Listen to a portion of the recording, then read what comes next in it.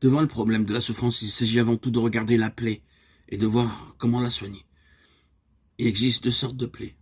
Les souffrances venant des événements extérieurs, les plaies venant du dedans, les souffrances causées par les coups de l'ombre en nous.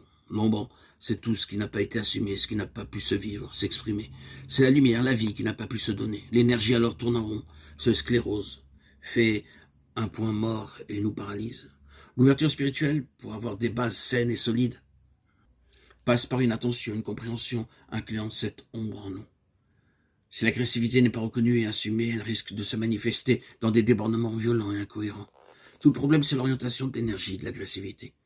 On ne dépense pas plus d'énergie à cogner sur quelqu'un qu'à lui porter ses valises. Accepter, voir et reconnaître, sans s'y complaire, ces tendances en nous. Ce sont les violents qui s'emparent du royaume de Dieu, dit l'Évangile. Il faut beaucoup d'agressivité pour pratiquer une véritable ascèse. Il s'agit donc d'orienter cette énergie vers le but de notre transformation.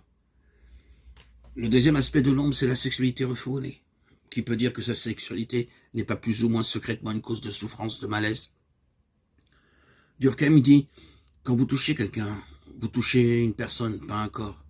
Nous sommes faits pour des étreintes de personne à personne, pas pour des étreintes de chiens, pas pour des génitalités qui s'assouvissent. Il s'agit de pouvoir vivre sa sexualité à un niveau initiatique, sacré, comme une œuvre de présence, savoir introduire de la tendresse, de la beauté dans nos relations. Tout peut être occasion de plaisir, de relation, c'est une sexualité qui circule dans tout le corps, avec tout l'être, tous les pores de sa peau. Un rayon de soleil, le moindre sourire, c'est l'étreinte même de la vie qui se communique à nous. Le troisième point d'ombre, c'est l'individualité créatrice refoulée, combien s'épanouissent pleinement dans leur métier. La créativité n'est pas réservée à ceux qui montent sur les planches. C'est introduire de la beauté dans tous les domaines de l'existence, ce que les pères du désert appellent la philocalie, l'amour de la beauté. La beauté, c'est la parure, la façon de mettre la table, de disposer des objets. Chacun a une façon particulière d'incarner l'amour, l'intelligence, de manifester la vie.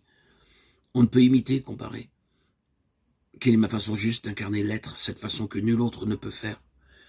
L'ego, le moi, n'est pas quelque chose à écraser, mais l'ego juste, le moi transparent, à l'être essentiel, c'est la forme particulière à travers laquelle l'être commun va se manifester.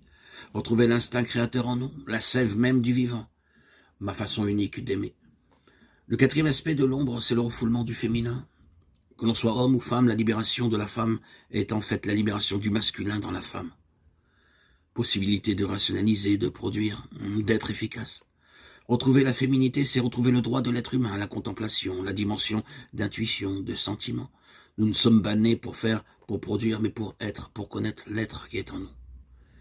La dimension féminine, c'est retrouver cette capacité d'accueil, être une coupe, le Graal qui reçoit la présence du vivant. C'est retrouver aussi notre lien avec la Terre, le cosmos, les symboles, la poésie, le monde de l'inconscient. Autrement, cette dimension se manifestera de façon plus ou moins aberrante et nous fera souffrir, par exemple par des émotions qui vont nous submerger au moment où on ne s'y attend pas.